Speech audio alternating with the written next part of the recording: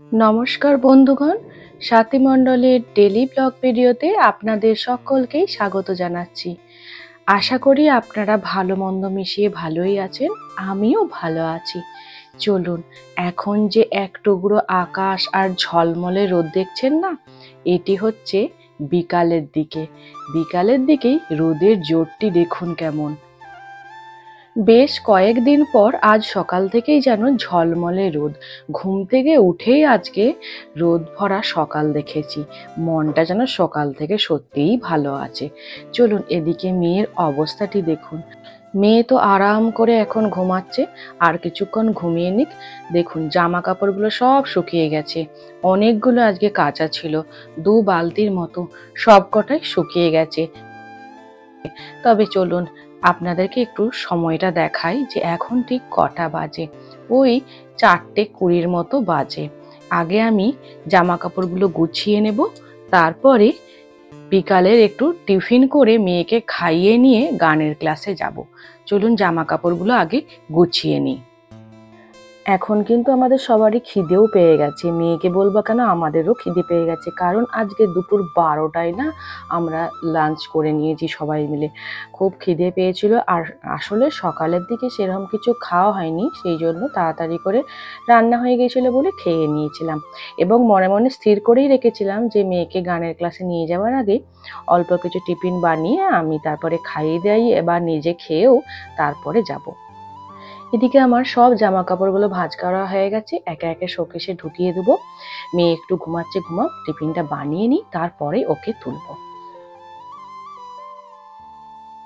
টিফিনটা একটু মোটা করেই বানাতে হবে, কারণ পেটটি অনেকক্ষণ ভরা থাকতে হবে। খিদেও পেয়েছে সবার, আর তাছাড়া সেই আবার রাত্রি 9:30 থেকে 10টার সময় রাতের খাবার খাবো, তাহলে অনেকটা সময় তো একটু টিফিনটা মোটা করেই বানাতে হবে। তাই ঠিক করেছি যে কয়েক পিস পরোটা বানিয়ে নেব। আর ওই যে আগের ভিডিওতে দেখিয়েছিলাম যে কিছুটা তালের মাড়ি রয়ে গিয়েছিল, সেই তালের মাড়িটাও দিয়ে কয়েক পিস পরোটা আমি বানিয়ে নেব। আর এই জিনিস আবার নষ্ট করে, এত কষ্ট করে গ্রাম থেকে বয়ে এনেছে, আর শাশুড়ি মা কত ভালোবেসে দিয়েছে। আর আমাদের বাড়িতে সবাই ভালোবাসে তালের যে কোনো জিনিস করে দাও। তবে এটাই শেষ, ভাদ্র মাসের শেষ তাল খাওয়া হয়ে গেল। আর নেই গাছের তাল, আর এখানে আর কিনেও খাবো না। চলুন এদিকে আমি ময়দাটা ভালো করে মাখিয়ে নেব। তবে আটা দিয়ে পরোটা করি বেশিরভাগ সময়, আজকেও আটাটাই বেশি পরিমাণে দিয়েছি, অল্প একটু ময়দা দিয়েছি। ওই যে ডাব্বাটার মধ্যে যে তালের মাড়িটা ছিল না, ওই মাড়িটাকে একদম শেষ পর্যন্ত যেন চেঁচে পুচে নিতে পারি, সেই জন্য অল্প একটু জল মিশিয়ে ভালো করে নিয়ে নিলাম। চলুন এবার হাতটা আমি ধুয়ে আসি। ব্যাস, এরপরে ওইভাবে রেখে না মাখা যাবে না। এবার ভাবছি কোলে তুলে নিয়ে চাপ দিয়ে মাখতে হবে, কারণ অনেকটা মন্ড হয়ে গেছে। এতটা লাগবে না, 3 জনের 3 পিস করে 9 পিসের মতো পরোটা করব, আর বাকি মাখাটা না তুলে রাখবো, আগামীকাল সকালের জলখাবারে হয়ে যাবে। এইবারের মতো তাল খাওয়া শেষ, আবার কখন আসছে বছর তবে এই ফলটি আবার খেতে পাবো বলুন তো। আর যারা ভালোবাসে না তাদের না সত্যি শেষ জিনিসটা খাওয়াতে খুব মন খারাপ লাগে, যে আবার 1 বছর পর তালের কোনো জিনিস আমরা খেতে পারবো। ব্যাস, এদিকে আমার মাখা হয়ে গেছে। এরপরে এই আটার ডাব্বাটা সুন্দর করে গুছিয়ে রেখে দিয়ে সোজা আমি রান্নাঘরে চলে যাব, আর গ্যাসটাকেও জ্বালিয়ে দিলাম। এরপরে আমি চাকতিটা ইউজ করি না, আর আমাদের 3টি মানুষের জটি লাগে, আমি ওই রান্নাঘরের স্ল্যাবটার ওপরই না বেলে নিই। ওই জায়গাটা ভালো করে আগে পরিষ্কার করে মুছে রাখি, তারপরে বেলে নিই। আর চাকতি আমি ইউজ করি না। আর এমনিতেই দাঁড়িয়ে দাঁড়িয়ে করতে আমার সুবিধা হয়, পা ভাঁজ করে বসে যে কোনো কাজ করে চট করে উঠতে পারি না, কিছু একটা ধরতে হবে তবে আমি উঠতে পারবো। এখন নানা রকম সমস্যা শরীরে দেখা দিচ্ছে যত বয়স হচ্ছে। তো যাই হোক, আস্তে আস্তে একটু একটু করে বেলে পরোটাগুলো সেঁকে নেব। তবে তালের কোনো জিনিস করতে গেলে একটু ধৈর্য ধরে করতে হয়, আর গ্যাসের আঁচটাও মাঝামাঝি রাখতে হয়। বাড়াবেন না আর কমাবেন না, কমালে হবে না, আর বাড়িয়ে দিলে পুড়ে যাবে। তবে দেখে মনে হয় একটু পোড়া পোড়া হচ্ছে, কিন্তু খেতে গেলে কিন্তু তেতো লাগে না, আর স্বাদও খারাপ লাগে না।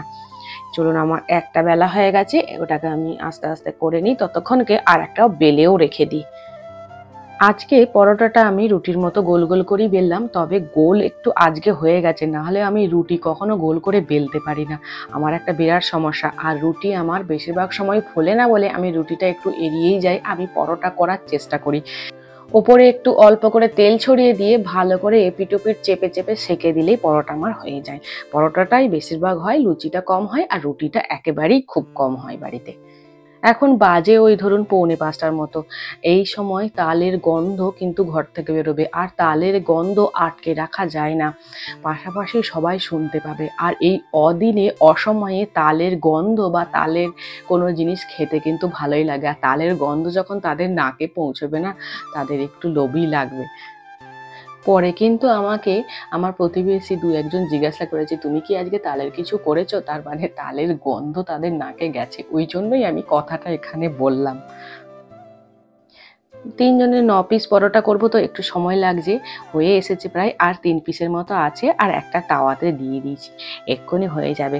এর মাঝখানে অহনাকে একবার হাঁক দিয়ে আসলাম, ওঠ, কারণ ও উঠেই বাথরুম যাবে, জামা কাপড় পরবে, তারপরে ফ্রেশ হবে, এইটুকু একটু সময় লেগে যাবে। আর ও একটু ঢিলে, ধীরে ধীরে কাজগুলো করে, চটপট করতে পারে না। আমি বলে আসলাম যে দেখো, আমি তো তোমার খাবার করছি, তুমি চটপট রেডি হয়ে যাও।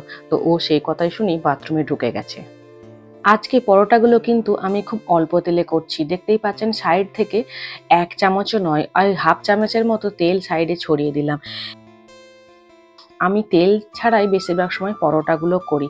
চলুন, আমার পরোটা হয়েই গেছে, বেশ ভালো লাগছে গরম গরম দেখতে। আর মা মেয়ে টিফিন খেয়ে, বরকেও খাইয়ে রেখে বেরিয়ে পড়েছি গানের ক্লাসে। আর এখন আমি যাচ্ছি নিউ গড়িয়া আবাসনের ভেতর হয়ে। মা মেয়ের গল্পের শেষ নেই, আর আমার মেয়ে খুব বকবক করতে পারে, ও কারণ ও বেশিরভাগ সময় না প্রশ্ন করে, এটা কি, এটা কেন হলো, আর ওই প্রশ্নের উত্তর দিতে দিতে আমি যেন নাজেহাল হয়ে পড়েছি। আমি শুধু বললাম, মা ভালো করে পড়াশোনাটা করো, যে কোনো কাজ যেটা তুমি ভালোবাসো সেটা যেন মন দিয়ে করো, আর তুমি এগিয়ে যাও তোমার উজ্জ্বল ভবিষ্যতের দিকে। ভালো থাকবেন, সুস্থ থাকবেন, সাবধানে থাকবেন। ব্লগটা কিন্তু আমি আজকে এখানেই রাখবো, আগামীকাল আপনাদের সাথে আবার আমি আসবো গল্প করতে। ততক্ষণকে আপনাদেরকে ভালো থাকতেই হবে। Tata, by.